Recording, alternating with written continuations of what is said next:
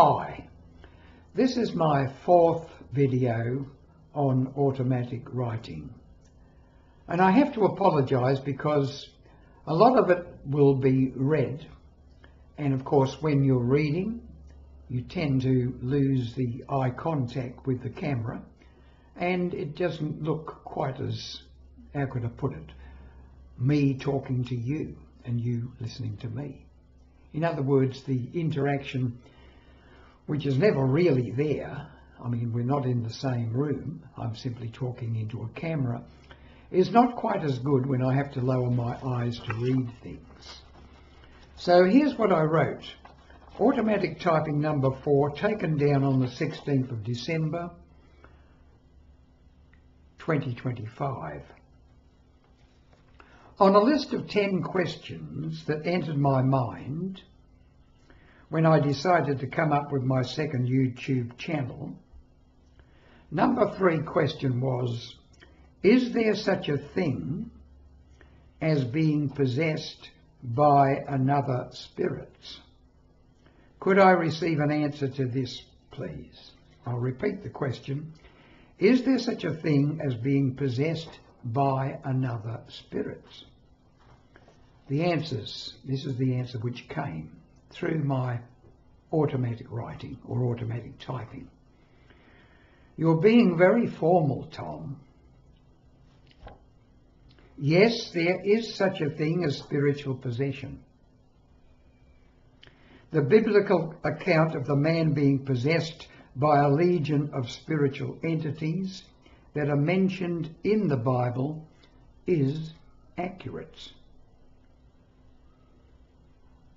That said, a human being can undergo a split in their personalities so radical that they appear to be possessed.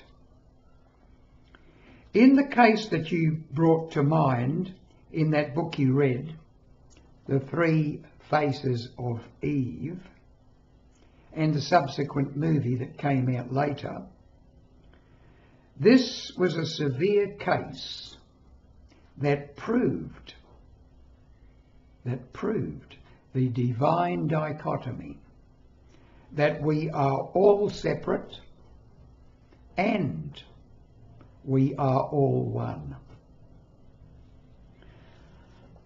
The scientific view is that one human psyche contained in one brain can be split into distinct segments, and they are correct.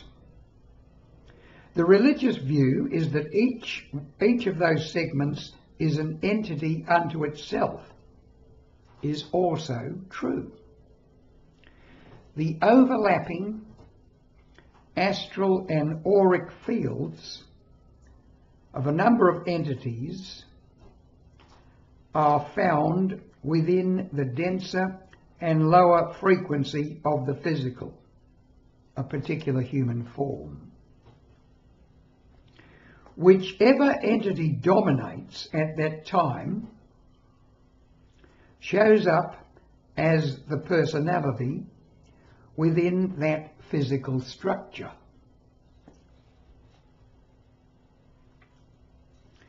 Of course, at a particular life's beginning, the baby's physical form at birth, the soul born into that body, has right of passage and is,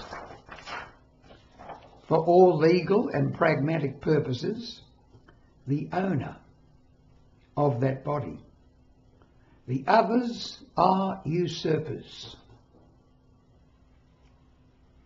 I will conclude with the following. Everyone is an individual part of the whole. There really is no separation at our deepest level. We are all part of the monad, God, if you like to call her, him, or it that.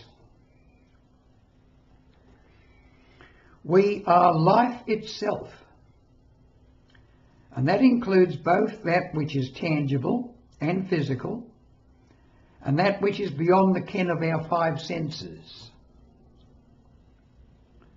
What a human being sees, feels, hears, smells, tastes and touches is an infinitesimally small part of the whole. The all is the all, beyond the wildest imaginings of any human being. But I've said enough. So I hope you got something out of that one. You might have to play it back to absorb it.